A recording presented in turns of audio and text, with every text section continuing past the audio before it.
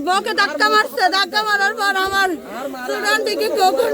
মেয়েরা মারধরি বলে আসছে। তো মা যখন বাধা দিয়ে মারে মানে বেশি মারধর করে মানে কি মারি ফেলাই খাইলে বলে কি মোবাইলের মাঝে কি বলে মানে কাকান স্টার দিছে লিয়ে দিছে মানে ওর জন্য পুরো আর আব্বারও মাঝে আর আব্বা বলে কি জামাত গজে দে মানে আল্লাহ বেশি মাঝে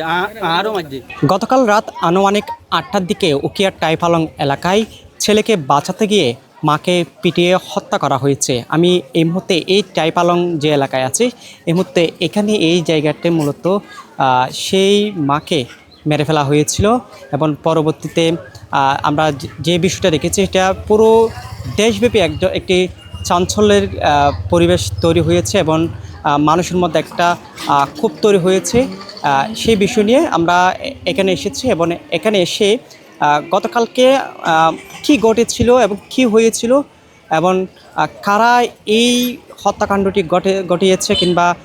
মেরেছে সেই বিষয়ে আমরা এখানকার যারা লেখাপয়সা আছে তাদের কাছ থেকে একটু জানার চেষ্টা করব। হাল্লা অনর এড়ে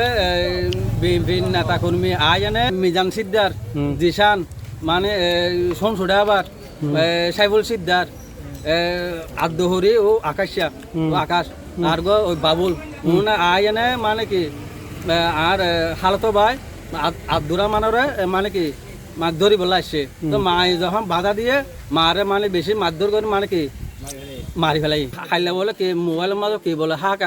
মানে কাকান স্টার দিছে মানে লিয়ে দিছে মানে ওর জন্য পুরো আর আব্বারও মাঝে আর আব্বা বলে কি জামাত গজে দে মানে আল্লাহ বেশি মাঝে আরও মাঝে এই মিজান সিদ্দার দে ফুয়া মানে দিশান বেগুন ঘটনার মাঝে আছে বেগিন মানে বানোয়ার নিশা হতা আরে দেখি তো আমার মিজান সিদ্দার দিশান মানে আদহরি